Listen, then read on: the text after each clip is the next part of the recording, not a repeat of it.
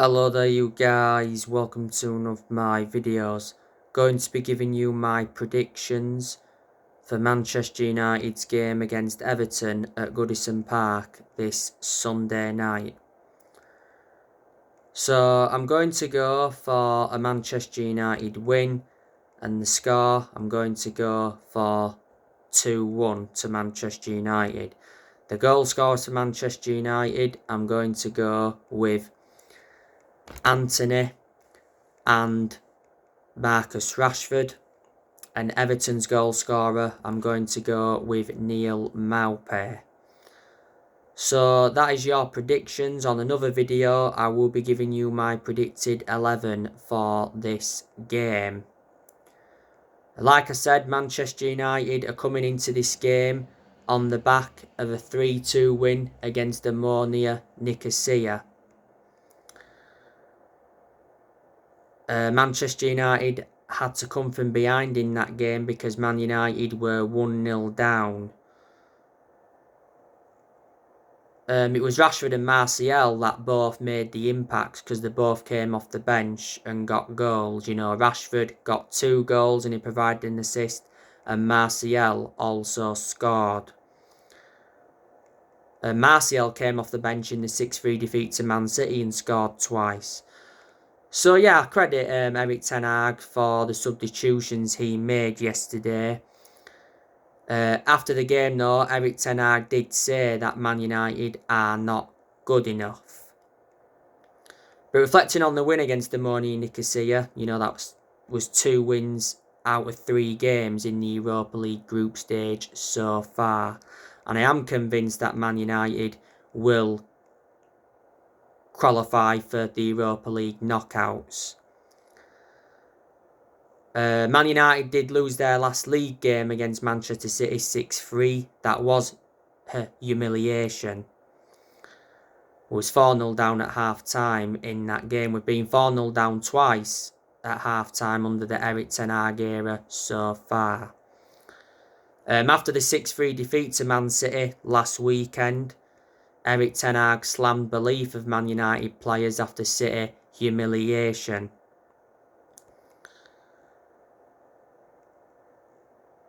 And Erik ten Hag after that said Man United obviously need to learn from that Derby Day thrashing, and he thanked Pep Guardiola and Manchester City for beating his team. So ten Hag basically said, you know, it was a reality check for Man United and we had to bounce back as soon as possible.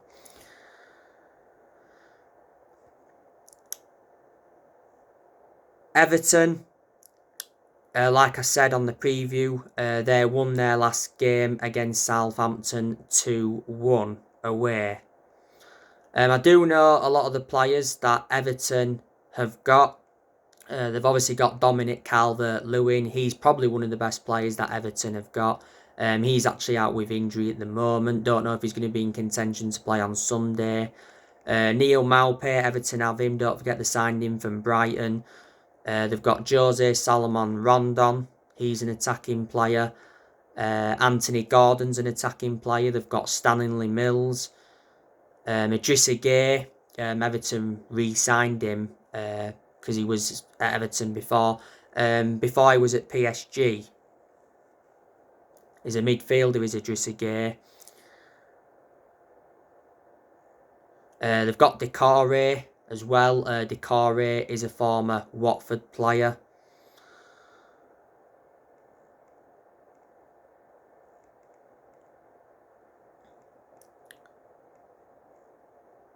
Ben Godfrey, he's out with injury at the moment. Everton got him from Norwich.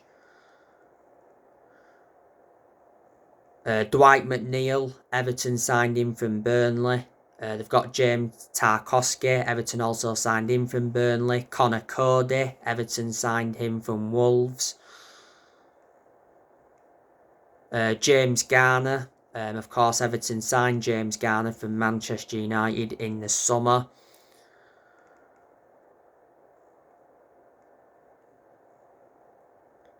Tom Davies, Everton have him. Seamus Coleman still at Everton. He's aging up. Shouldn't be long now before he retires. Yerry Mina is one of the defenders Everton have got. He's injured at the moment. Michael Keane is another defender Everton have got. He's a centre-half. Michael Keane is a former Manchester United player. Mason Holgate, he's out with injury at the moment. Nathan Pattison, Everton got him from Rangers. He's out with injury at the moment as well. Andros Townsend, he's injured at the moment. Townsend's a former Crystal Palace player.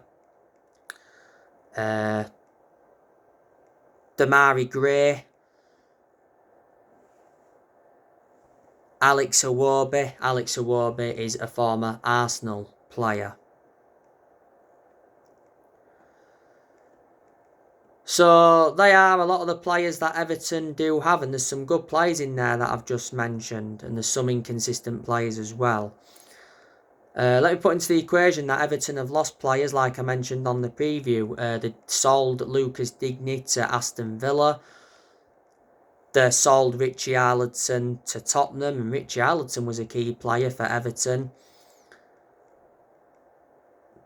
They let Alan go on a 3, didn't they?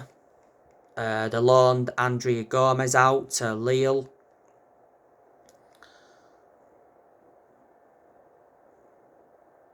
At one point, Everton had Theo Walcott, but now he's back at Southampton. So there you go.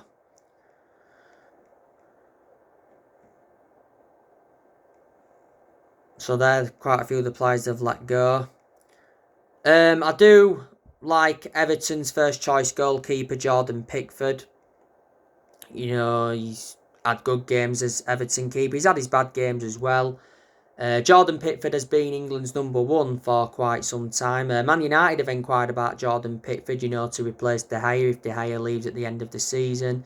The other goalkeepers Everton have got, they've got Andy Lonergan and Asmir Begovic, and they have another goalkeeper as well. Everton's manager is Frank Lampard. He's under contract with Everton until 2024. Because when he got officially appointed in as the Everton manager, he signed a 2.5-year deal. Frank Lampard got appointed in as the Everton manager back in January this year. Frank Lampard, of course, replaced Rafa Benitez, because Rafa Benitez did get sacked from Everton. Wasn't good enough. Frank Lampard doesn't have a good pedigree as a manager, does he? Before Everton, he managed Chelsea. He got sacked from Chelsea, was it last season?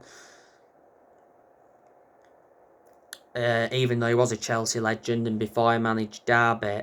Derby was the first club Frank Lampard managed in his managerial career.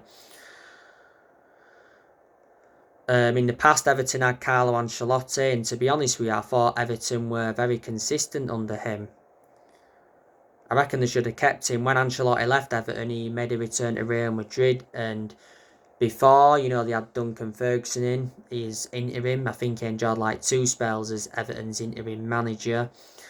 Before they had Marco Silva, he wasn't good enough. Everton sacked him. Everton were consistent as well when they had Roberto Martinez. And a long time ago, Everton had David Moyes. And he was a long-serving manager at Everton. He enjoyed around 11 years with them.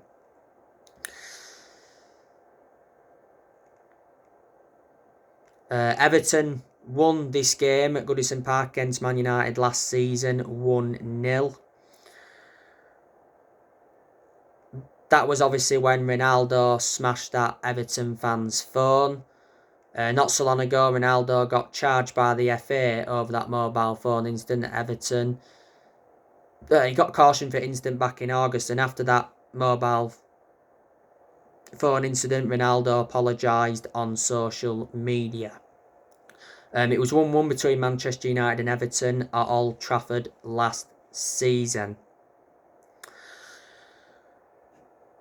Manchester United have done transfer business with Everton before, like I mentioned on the preview. You know, we got the likes of Lukaku off them back in 2017.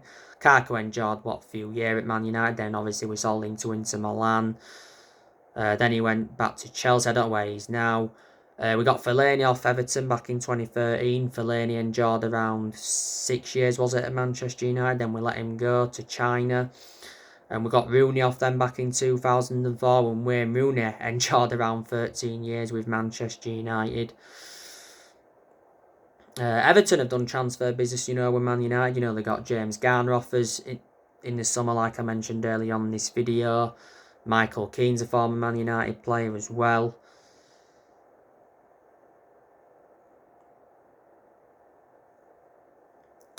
So yeah, Man United do have players missing at the moment. Obviously, there's no Varane. He's injured. He missed the game against the Nicosia.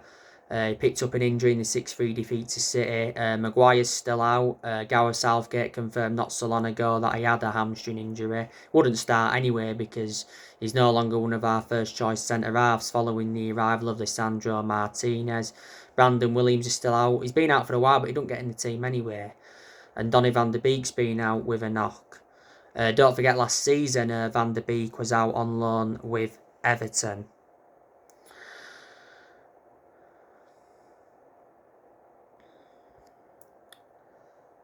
So anyway guys, that's everything to update you with. Drop your comments, likes below on the channel if you do. Consider subscribe as always, and take care. God bless. See you all again very, very soon.